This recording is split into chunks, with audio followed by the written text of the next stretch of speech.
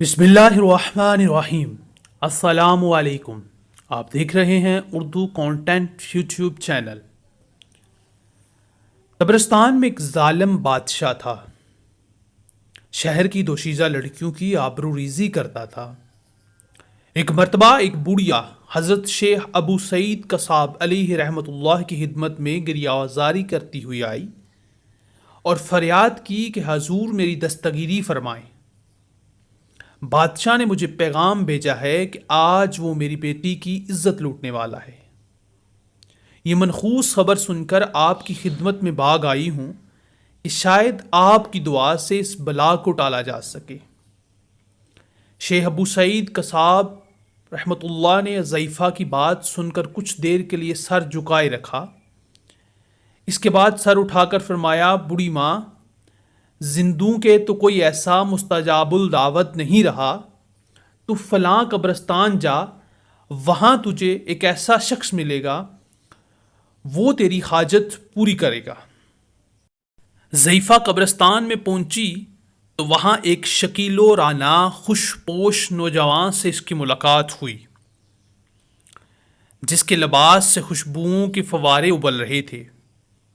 ضعیفہ نے سلام کیا اور جواب کے بعد نوجوان نے ضعیفہ کے احوال پوچھے۔ اس نے سارا ماجرا کہہ سنایا۔ نوجوان نے ضعیفہ کی بات پوری غور سے سننے کے بعد اس سے کہا، تو پھر شیخ ابو سعید کی خدمت میں جا اور ان سے دوا کے لیے کہہ، ان کی دوا قبول ہوگی۔ ضعیفہ نے جنجلا کر کہا، عجیب بات ہے، زندہ مجھے مردوں کے پاس بیچتا ہے اور مردہ مجھے پھر زندہ کے پاس لوٹاتا ہے، اور میری حاجت روائی کوئی نہیں کرتا، بھلا اب میں کہاں جاؤں؟ نوجوان نے پھر ضعیفہ سے کہا، تو شیخ ابو سعید کی خدمت میں جا، ان کی دعا سے تیرا مقصد پورا ہوگا۔ ضعیفہ پھر شیخ ابو سعید رحمۃ اللہ کے پاس آئی اور سارا واقعہ عرض کیا۔ شیخ ابو سعید نے سر جھکایا اور ان کا جسم پسینے سے شرابور ہو گیا، پھر ایک چیخ ماری اور منہ کے بل گر پڑے۔ اس لمحہ شہر میں شور و ہنگامہ کی آواز بلند ہوئی۔ لوگ کہہ رہے تھے، بادشاہ فلاں ضعیفہ کی بیٹی کی آبروریزی کی نیت سے جا رہا تھا، راستے میں اس کے گھوڑے نے ٹھک کر کھائی اور وہ گھوڑے سے گرا تو اس کی گردن ٹوٹ گئی اور فوراً مر گیا۔